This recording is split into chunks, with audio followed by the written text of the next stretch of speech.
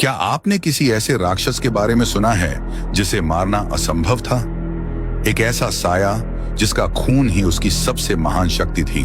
आज कहानी उस असुर की जिसने मौत की परिभाषा ही बदल दी। कल्पना कीजिए एक ऐसे युद्ध की जहां दुश्मन को मारना उसे और भी बलवान बना देता था। यह गाथा है महाविनाशकारी रक्तबीज की। हजारों साल पहले जब संसार में खुशहाली थी, धरती पर किसी भी संकट का कोई साया नहीं था। देवता निश्चिंत होकर स्वर्ग पर राज कर रहे थे। तब घने जंगलों के बीच रक्तबीज बिना अन्न और जल के ब्रह्मा जी की घोर तपस्या में लीन था। उसकी तपस्या इतनी कठिन थी कि धरती फटने लगी और अग्नि की लपटें आकाश को छूने लगीं। जब ब्रह्मा जी प्रकट हुए तो रक्तबीज ने उनसे एक ऐसा वरदान मांगा जिसने नियति को मूल से हिलाकर रख दिया। उसने कहा, हे प्रभु, मुझे ऐसा वरदान दें कि यदि युद्ध के मैदान में मेरे शरीर से रक्त की एक भी बूंद धरती पर गिरेगी तो उस हर एक बूंद से मेरे जैसा ही एक और शक्तिशाली और जीवित रक्तबीज पैदा हो जाएगा। ब्रह्मा जी ने थास्तु कह दिया।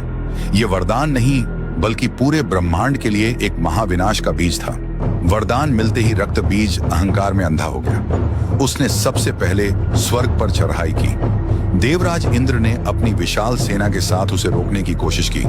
रणभूमि में भयंकर शोर था, तलवारें टकरा रही थीं, लेकिन जैसे ही किसी देवता की तलवार रक्तबीज के शरीर को चीरती और उसका खून धरती को छूता, तब चमत्कार नहीं, महाप्रलय होता। एक बूंद गिरी और एक नया रक्तबीज पैदा हो गया। दूसरी बूंद गिरी और एक और। देखते ही देखते मैदान अब शवों से नहीं बल्कि जीवित राक्षसों की सेना से भर गया था। देवता बेबस थे। वे जितना संग्राम करते, शत्रु की संख्या उतनी ही बढ़ती जाती। अंत में देवताओं को रणभूमि त्याग कर भागना हुआ, क्योंकि वे एक ऐसे शत्रु से युद्ध कर रहे थे जिसकी हर बूंद एक नई मृत्यु थी। जब तीनों लोकों में हाहाकार मच गया, तब महादेव और श्री विष्णु के तेज से एक ऐसी महाशक्ति का उदय हुआ जिसकी एक गर्जना से दिशाएं गूंज उठी।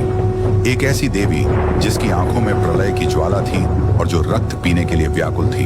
आखिर कौन थी वो भयानक शक्ति, और क्या वो इस कभी न खत्म होने वाले रक्तबीज का अंत कर पाई? इस विनाशकारी युद्ध का अंत देखने के लिए तैयार हो जाइए भाग 2 के लिए। अभी जुड़े। अब तक आपने देखा जब रक्तबीज के आतंक से पूरा ब्रह्मांड कांप उठा, तब भगवान शिव और विष्णु जी के तेज से एक ऐसी महाशक्ति का उदय हुआ जिसने प्रलय का शंखनाद कर दिया।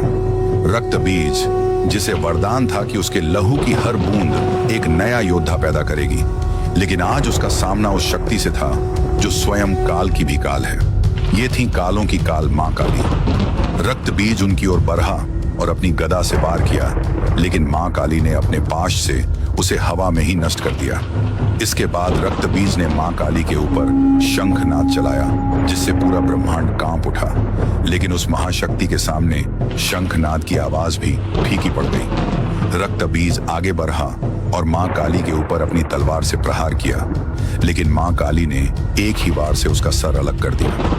रक्त जमीन पर गिरता और फिर एक नया रक्तबीज पैदा हो जाता है। देखते ही देखते हजारों रक्तबीज युद्ध के मैदान में युद्ध करने के लिए तैयार हो जाते। तब मां अपने अग्नि अस्त्र का प्रयोग किया जिससे हजारों असुर जलकर राख होने लगे। मां ने अपनी लंबी और लाल दिव्य जिह्वा को पूरे आकाश में फैला दिया। जैसे ही मां का खड्ग रक्तबीज पर प्रहार करता है, गिरने वाले रक्त को मां हवा में ही अपनी जीभ से सोख लेती है। रक्तबीज का रक्त पानी की तरह बह रहा था, लेकिन इस बार उस रक्त की बूंदों से नया रक्तबीज पैदा नहीं हो पा रहा था। धीरे धीरे रक्तबीज की शक्तियां कमजोर होने लगी। अंत में मां काली ने अपनी तेज धार कटार से रक्तबीज पर प्रहार किया और उसका कटा हुआ सर अपने रक्त के कटोरे में रख दिया। सारा रक्त उस कटोरे में इकट्ठा हो गया और मां वो सारा रक्त पी गई। शरीर का बचा हुआ रक्त मां की जिह्वा में गिरा और इस तरह महाविनाशी रक्तबीज का अंत मां काली के द्वारा किया गया।